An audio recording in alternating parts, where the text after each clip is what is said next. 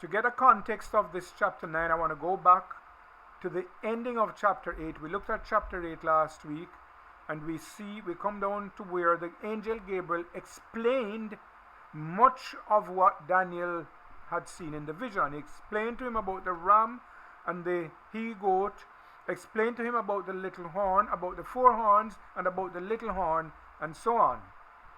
But in verse 26, he said to Daniel, after explaining about Medo-Persia, Greece, and what would come next, the divisions of Greece into four, and then the little horn coming up and standing against the prince of princes and being broken without hand.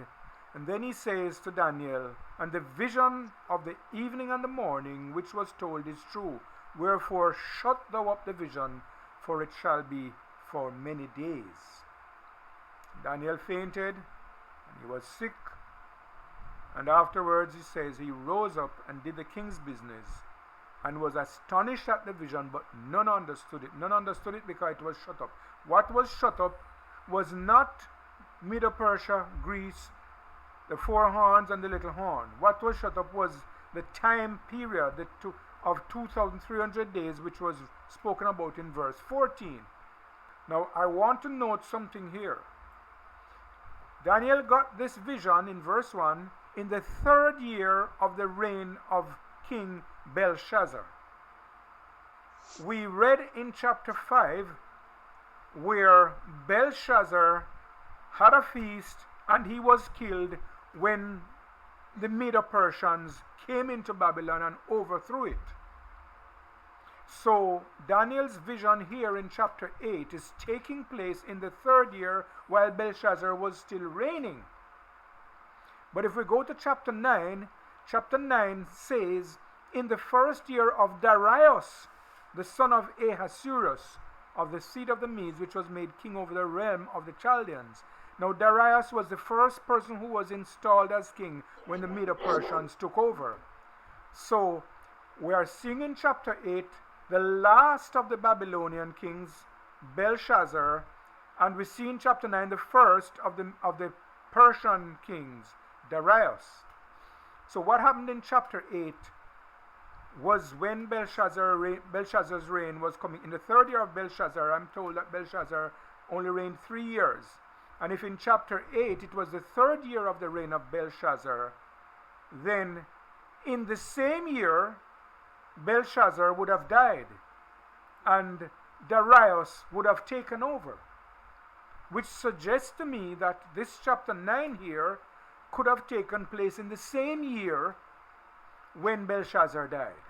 So the dream in chapter 8 could have happened in the same year when this other thing takes place in chapter 9.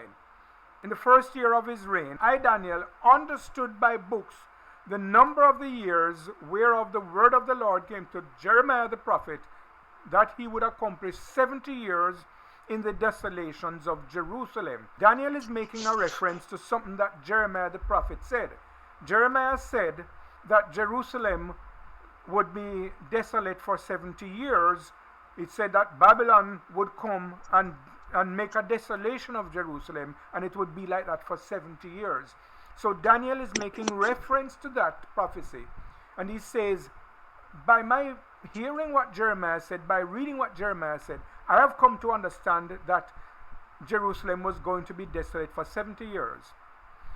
His understanding by that, now remember that they were captives in Babylon and Jerusalem was at the time desolate.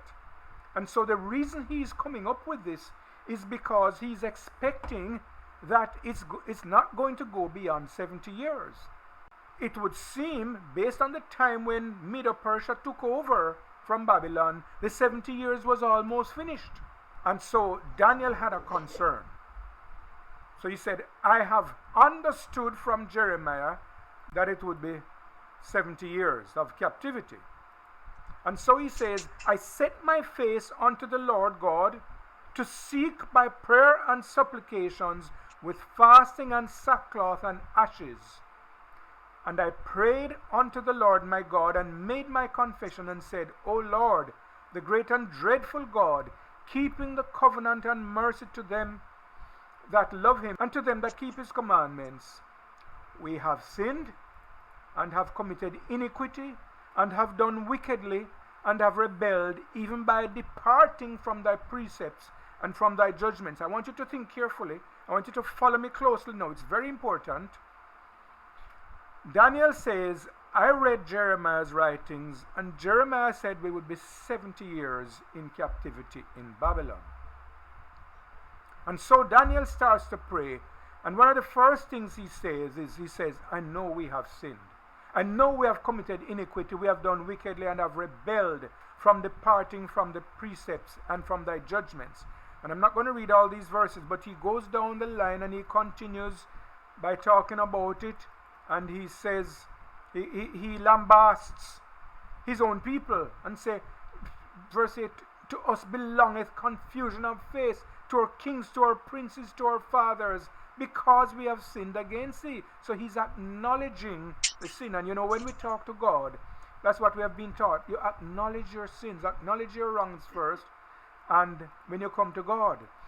So he says, yeah, we have transgressed, and I'm going all the way down, because his prayer here is a fairly long prayer. It goes all the way down to verse 18. After he has outlined what they have been doing, he said, O God, incline thine ear and hear. Open thine eyes and behold our desolations, and the city which is called by thy name. For we do not present our supplications before thee for our righteousnesses, but for thy great mercies. And listen to this now. O Lord, hear. O Lord, forgive. O Lord, hearken and do. Defer not. For thine own sake, O my God, for thy city and thy people are called by thy name. There is a word in this verse that I want you to pay attention to. The word is defer. D-E-F-E-R. What does that word mean? To put off. And he's saying to God, God, I understood from Jeremiah that it would be 70 years we would be in Babylon, in captivity. That it would be 70 years that Jerusalem would be desolate. And I know we did all these wrongs and so on and so forth. But now we come down to verse 19 and say, God, I'm begging you, don't put it off. For your sake and for your city, Jerusalem, and for your people that are called by your name, don't put it off. Now, I want to put it to you that there was something that made Daniel believe that it was going to be put off. And I want to put it to you that that's something that made him believe that is found in chapter 8. Because in chapter 8, where the angel said to him, the vision of the evening and the morning, you must shut it up, because it shall be for many days. Daniel must have understood that to mean that he was going to be putting off the restoring of Jerusalem for 2,300 days. So Daniel went down in ashes and sackcloth and supplication to God, begging him, don't put it off. So let's go on.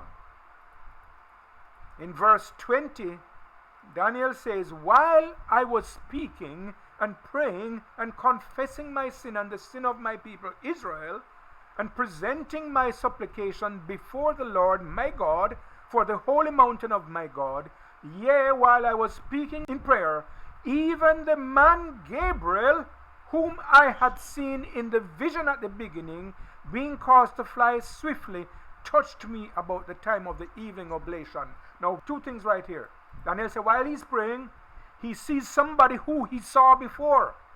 He saw Gabriel in a vision before. That's what he says. And in chapter 8, we saw where Gabriel came, where the voice from heaven said, Gabriel, make this man understand the vision. And Gabriel explained it to him. And Daniel is saying, I see the same Gabriel come back now. And he touched me about the time of the evening oblation. And he informed me and talked with me and said, O Daniel, I am now come forth to give thee skill and understanding. In chapter 8 he had said, shut up the vision. And Daniel said nobody understood it. And so because Daniel didn't understand it and nobody understood it, Daniel comes now and he prays and he said, God, you said 70 years. You told Jeremiah it would be 70 years. And now it looks like it's going to be put off because you said 2,300 years. And Gabriel says, I am now come forth to give you skill and understanding. In other words, I come to help you to understand that thing that is troubling your mind. What was troubling Daniel's mind was the 2,300 days that he saw in chapter 8. And that's why he came begging God, don't put off the 70 years. Don't prolong it. Then Gabriel continues in verse 23 and he says, at the beginning of thy supplications, the commandment came forth. And I am come to show thee, for thou art greatly beloved. Therefore, understand the matter and consider the vision. So while in chapter 8 Gabriel had said, shut it up because it is for a long time, now he says him get a commandment in heaven, and he has come to help Daniel to understand the thing that was confusing him. The thing that was confusing him was that same vision that was shut up.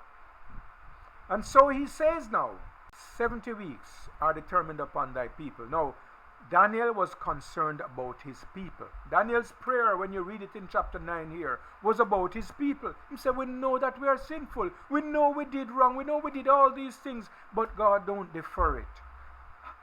Asking you, don't defer it for the sake of your name, for the sake of your city, Jerusalem, and for the sake of your people who are called by your name.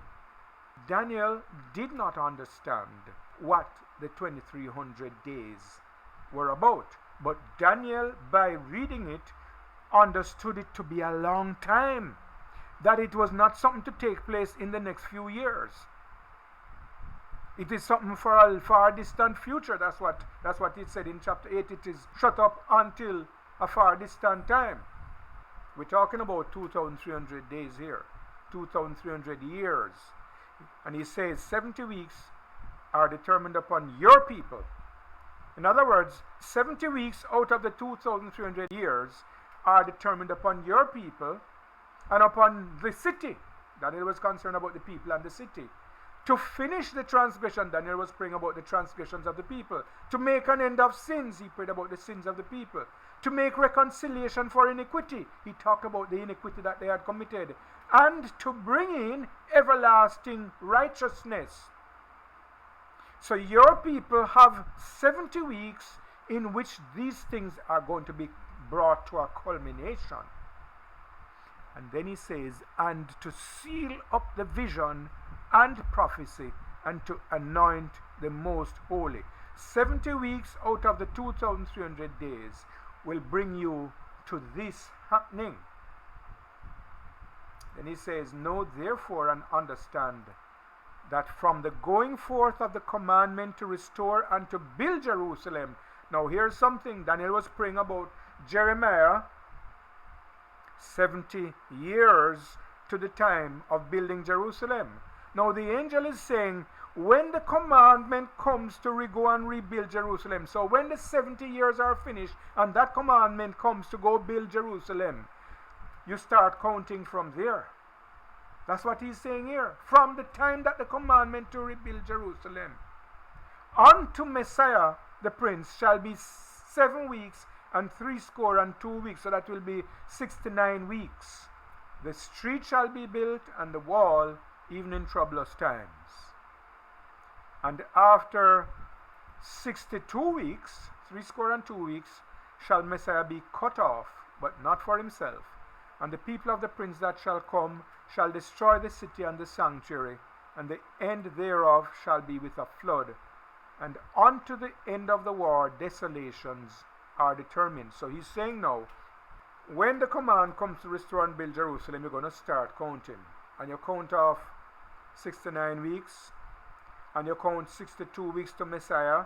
And I have to go into more detail about this, but you count 62 weeks to Messiah, and then in the midst of the last week, the Messiah will be cut off. I didn't read that verse yet, verse 27. He shall confirm the covenant with many for 1 week, and in the midst of the week he shall cause the sacrifice and the oblation to cease, and for the overspreading of abominations he shall make it desolate, even until the consummation. And that determined shall be poured upon the desolate. Now let's understand this verse. He's talking about Messiah the Prince. I don't think we can have any question about who is Messiah the Prince. Messiah the Prince is Jesus.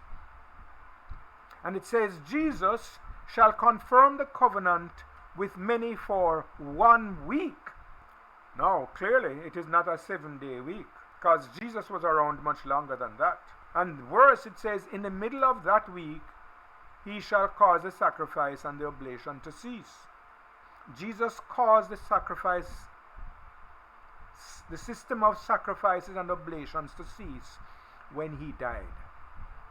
When he became that sacrifice of God to save humanity, then all the sacrificial system, all the oblations, that came to an end.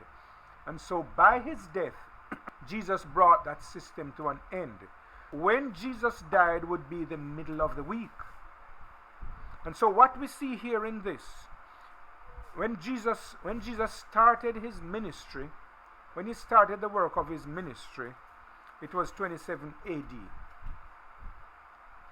Jesus died in 31 AD. That's 3.5 years later.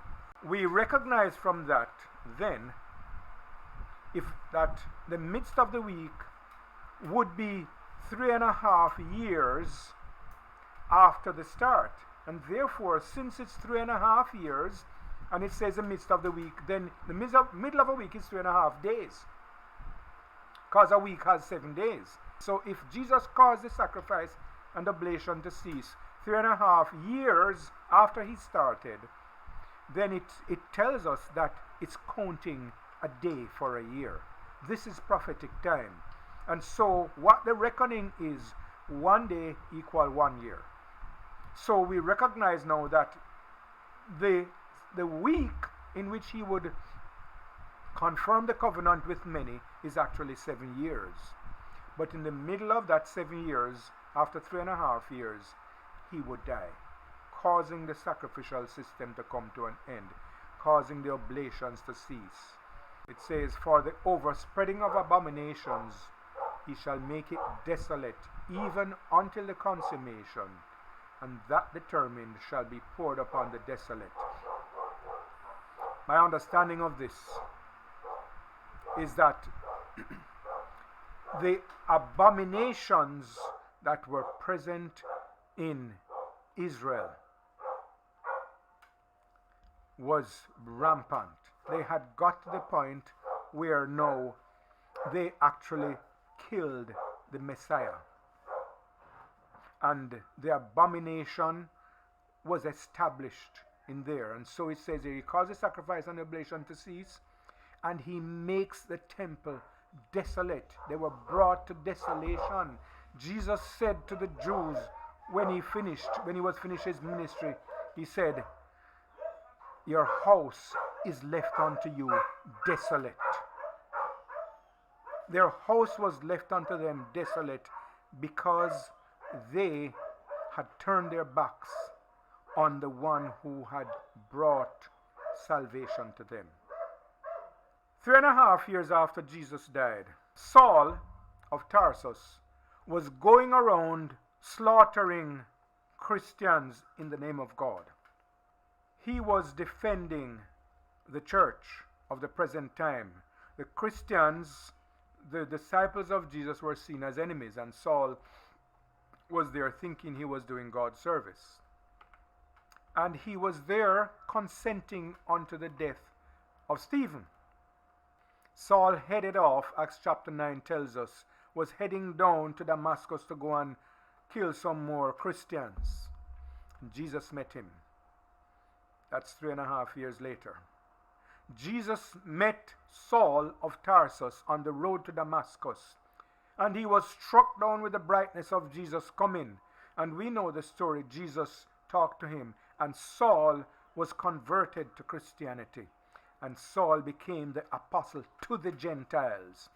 It was at this point that he would be confirming the covenant with Israel, because the covenant was with Israel. And he was confirming the covenant with them up to that point in time. And then, as Paul now, the apostle to the Gentiles, moved out and carried the gospel to the Gentiles, the house of Israel was left desolate.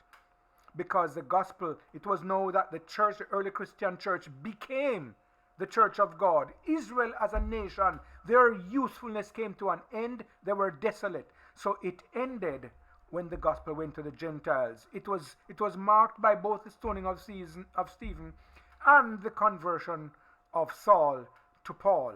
So that's when the week came to an end. We can see very clearly where the gospel went to the Gentiles 3.5 years after Christ was cut off. So the covenant was confirmed with Israel because even then, remember that the apostles were at first in Jerusalem. They remained there, and up to the time of even Paul, they still had their little gatherings, their so-called general conference meetings and all that. But after Paul went to the Gentiles now, and also when Cornelius was affirmed by God, the gospel spread out and the covenant with Israel came to an end. But God had done his part of confirming it with his son for 3.5 years, and then with his disciples for the other 3.5 years, before actually taking it away from them and leaving their house desolate. Let me get now to an understanding of the 2,300 days. Because and this is the thing that seems logical and reasonable to me. I know that there are some views that say the 2,300 days haven't begun yet and it's in the future sometime. Now, here is my problem. If God gives a time period and it's not starting now, and he doesn't tell you when it will start, you will never know when it starts nor when it ends. Because if it just says sometime in the future, you don't know anything about that time period. So in chapter 8, when he said, unto 2,300 days, then shall the sanctuary be cleansed or restored. When he said that, naturally, Daniel would have thought that it would be starting right then and there. So his people now are going to have to wait 2,300 years more for Jerusalem to be desolate. So Gabriel now, and that's why Daniel came praying about it, and God, don't do this to us. I know we're wretched and we're miserable and we're sinful and so on, but don't do this. Don't put it off, God. Jeremiah said that you said it would be 70 years. So don't stretch it out another 2,300 years. That's what Daniel was praying about. And Gabriel came to help him to understand, no. That's not what the 2,300 years is about. 70 weeks are determined upon your people. And to do all these things, 6 things there. Put an end of sin, bring in everlasting righteousness, and so on. Your people have a mission.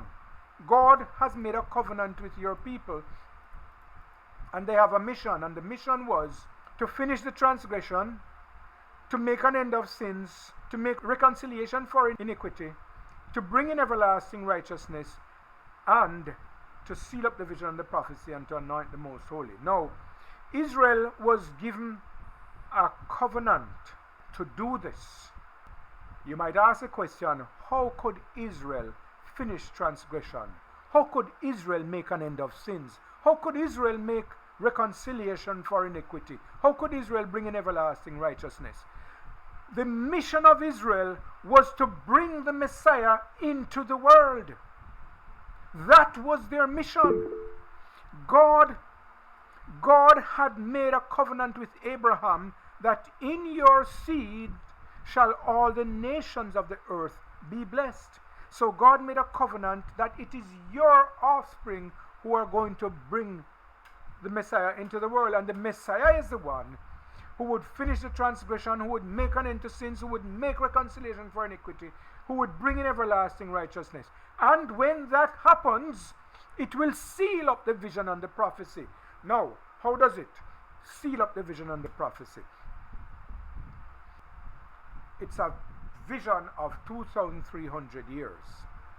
And then you say 70 weeks are determined upon your people. 70 weeks out of 2,300 days amount to 490 days. 70 times 7. As we saw down in the last verse there, a day would be equivalent to a year, because when he said confirm the covenant with many for a week, it was with 7 years. And so we now have to translate everything into years. So 2,300 days would be 2,300 years. 70 weeks would be 70 times 7 years. So we're looking at 490 years. You have a period of 2,300 years and you take out 490 years out of it. What's left? What's left is 1,810 years.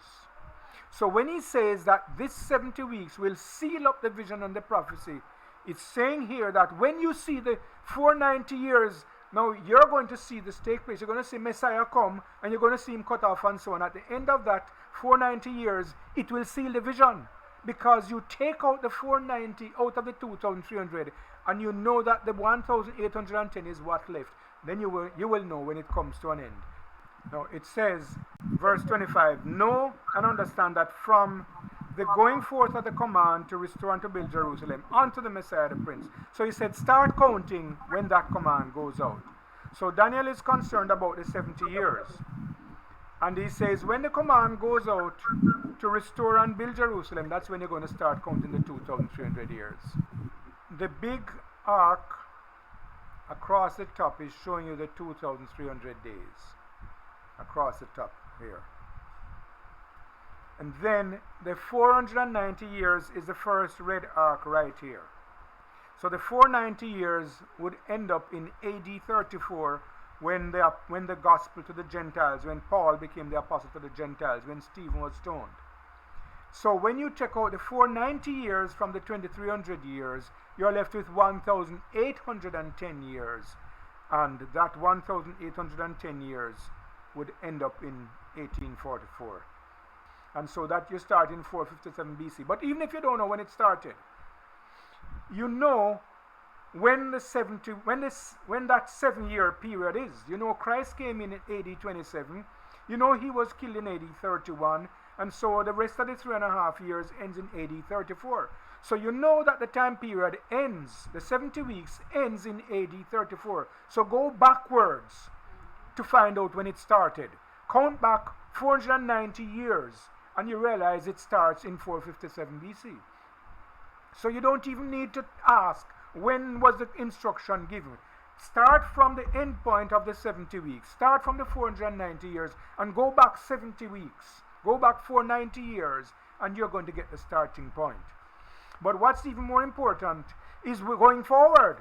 Going forward, you have 1,810 left out of the 2,300. So you go forward and it goes to 1844.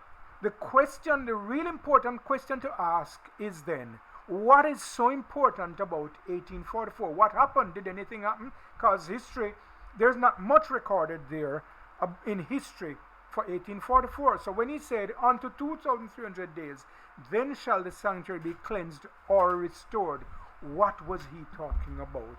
And what evidence do we have that that took place then? Let's go back to chapter 8, just to get the full picture here. In chapter 8, and it's a little horn. So I'm going to start at verse 9 again. Out of one of them, that's out of one of the 4 horns that came up out of Greece, out of one of them came forth a little horn, which waxed exceeding great, toward the south, toward the east, and toward the pleasant land. And it waxed great even to the host of heaven. It cast down some of the host and of the stars to the ground and stamped upon them. Something was happening here by this little horn, whoever or whatever he is, that he is affecting the host of heaven, God's people, and casting them down to the ground and stamping upon them. God's people were being decimated. But verse 11 says, he magnified himself even to the prince of the host. The prince of the host is none other than Jesus himself. And so this little horn magnified himself up to the place of Jesus. So he's exalting himself to the place of Jesus. And by him, the little horn, the daily sacrifice was taken away, and the place of his sanctuary was cast down. The place of Jesus' sanctuary was cast down. So this little horn had so much authority, so much power, so much vitriol in him, that he was able to even cast down the place of the sanctuary. I'm going to skip the next two verses because I want you to tie that back to the place of the sanctuary being cast down. He said unto me, verse 14, unto 2,300 days, then shall the sanctuary be cleansed. The place of the sanctuary was cast down by the little horn in verse 11, and verse 14 says, unto 2,300 days, then shall the sanctuary be cleansed. Now the King James Version says cleansed. Almost every other version, more modern version, says restored. Because what really happened is that the little horn cast down the place of Jesus' sanctuary, and verse 14 says it's going to be restored. What we would expect now is at the end of the 2,300 days, what the little horn cast down would be restored. Now, who would have done things like what we just read about here? Go back to verse 10 and 11. It cast down some of this host of the stars to the ground and stamped upon them, magnified himself to the prince of the host, and by him the daily sacrifice was taken away, and the place of his sanctuary was cast down, and host was given him against the daily sacrifice, and it cast down the truth to the ground, and it practiced and prospered. What I'm trying to do is to help you to understand what happened in chapter 8, and therefore what is supposed to happen at the end of the 2,300 days. In chapter 8 it says that this little horn did some terrible things against God, stamped upon the host. The host is God's people. The prince of the host is Jesus. So the little horn magnified himself to the place of Jesus, cast down the sanctuary of Jesus. Now, where is the sanctuary of Jesus? In our hearts. So anybody or anything that turns your heart away from God will be removing the sanctuary of Jesus from you. History tells us that there is a religious institution that established itself to be in the place of Jesus. The head of that institution is called the Vicar of the Son of God, the representative of the Son of God. He has put himself in the place of God, and so in that institution people were taught to go and confess their sins to the priests. But we are to confess our sins to God through Jesus. But this institution turned the heart away from God and turned them to earthly institutions. So men and women for over 1,000 years were there confessing their sins to other men like themselves. And these men like themselves had the effrontery to say that they would now be able to send them into heaven or bar them from heaven and make them into saints. So they had taken on themselves the prerogative of God. And so by doing that, they had removed the prince of the host. By doing that, they had removed the place of the sanctuary of the prince of the host. Verse 14 says, unto 2,300 days, that is going to be reversed. That is going to be changed. And if we know our history, we will realize that round about in the 1800s there, especially when the Great Awakening came about, people broke away, the Protestant movement broke away from the papacy, and they began to look to Jesus more. As a matter of fact, from before that, Luther, who was a part of the Catholic Church, he began to talk about justification by faith. So he began to help to break away this allegiance to this system. And so God, it wasn't just a one-day thing that it happened, but in process of time, God gradually did that. Now, what happened in 1844? Because of this expecting Jesus to come and the great disappointment when Jesus didn't come, of course, they had the wrong expectation. They didn't understand that it wasn't the sanctuary being cleansed or restored didn't mean that Jesus was coming. What it meant was that people would once again be led back into the right relationship with God through Jesus. But that disappointment served a purpose, because it caused people to dig a little deeper into the Word of God. And that it is from there that people began to move towards righteousness by faith. It is there that the hold of the papacy was broken. The hold of the little horn was broken, and the sanctuary was restored, was set back in place. So the restoring of the sanctuary doesn't mean that everybody is going to all of a sudden become perfect. It means that once again, Jesus is able to dwell in our hearts because we let him. There's no longer the priests and the prelates who are blocking that. And we no longer go to God through priests, earthly priests or pastors or anything. We go to God through Jesus, because it is only in Jesus that we have salvation. A lot of people tend to overthink this sanctuary being cleansed and restored. A lot of people think that when the sanctuary is cleansed, it means that all of a sudden everybody has become perfect. But that's not what it says. Daniel was thinking of the one in Jerusalem. And so that's why he was so worried. That's why he was so concerned, because whole 2,300 days more. But Jeremiah said it's 70 years, and we almost finished the 70 years now. So a whole 2,300 days more, a whole 2,300 years more. It tells you that Daniel also understood that it was not literal days he was talking about, but years. Because 2,300 days would be 6.5 years. So he wouldn't be so concerned. If he was thinking about Jerusalem, and if it was 6.5 years, he would have said, yes, we're going home. Time near. But because there was still another 20-30 years till the 70 years were finished. So he would have said, yeah man, we're going to go early instead, because just 6.5 years. But he understood that it was going to be a long period of time. And so based in that context now, and you can understand why Daniel would think so, because he said, then shall the sanctuary be cleansed. And so Daniel had this concern. And God sent Gabriel and said, Daniel, you are greater beloved in heaven.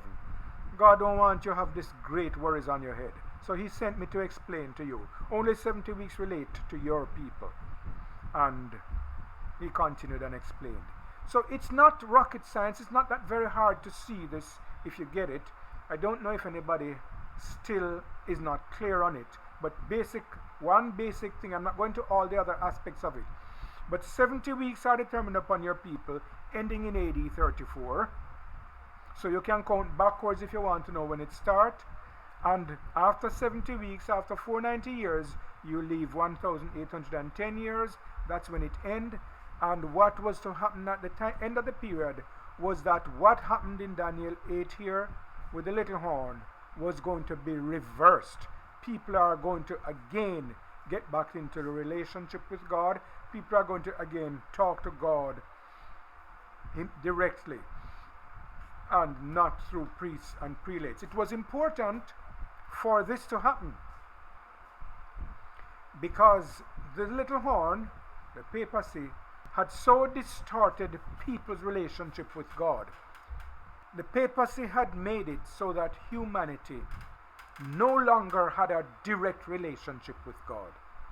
Imagine Jesus came to earth and died so that we can now come boldly before the throne of his grace. And this religious institution, the papacy, reverses it completely, so that anybody who even tried to go to Jesus directly would be put to death. They prevented people from reading the Bible. You had to go to priests, you had to go to prelates, you had to go to your cardinals and these people if you want to have a hope. And all these people dying in hopelessness, they couldn't read the Bible for themselves. And the priests and the people would go up there and read the Bible and put it how they wanted it. And so when the Reformation took place, a lot of that began to be reversed.